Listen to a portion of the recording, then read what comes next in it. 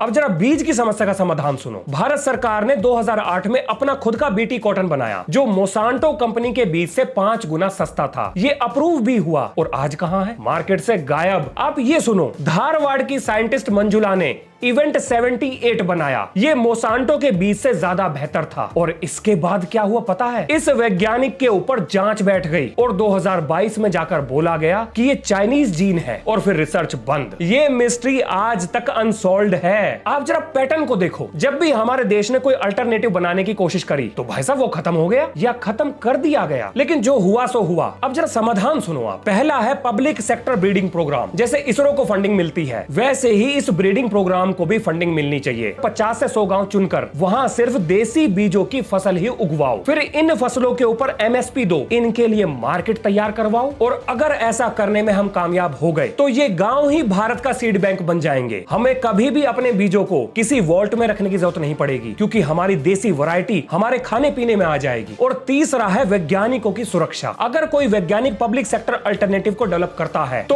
उसकी रिसर्च को इंडस्ट्री और पॉलिटिकल प्रेशर से बचाओ। इवेंट 78 जैसा स्कैंडल दोबारा रिपीट नहीं होना चाहिए। अब जरा पेस्टिसाइड का सॉल्यूशन सुनो। साल 2000 पनाकुला गांव, आंध्र प्रदेश। वैसे पेस्टिसाइड ने इस गांव को बर्बाद कर दिया था। मतलब किसान पेस्टिसाइड पॉइजनिंग की वजह से अजीब अजीब बीमारी से बीमार हो रहे थे। इसके बाद वेणु महादेव नाम के एक बंदे ने नीम, मिर्च और लहसुन के साथ एक्सपेरिमेंट किया जो काम कर गया। फिर सन 2024 में पुनाकुला भारत का पहला पेस्टिसाइड फ्री गांव बन गया। 2010 में पूरा आंध्रा ने 50% पेस्टिसाइड का इस्तेमाल कम कर दिया। अगर एक गांव, एक राज्य ये कर सकता है तो पूरा भारत क्यों नहीं? भाई साहब, ईयू में 100 से ज्यादा पेस्टिसाइड बैन है। इन्हें तुरंत हमारे देश में बैन करो। पेस्टिसाइड मैनेजमेंट बिल को लाओ जो 25 साल से पेंडिंग है। हर पंचायत में नीम नर्सरी लगवाओ। किसानों को नेचुरल पेस्टिसाइड बनाना सिखाओ और ऐसे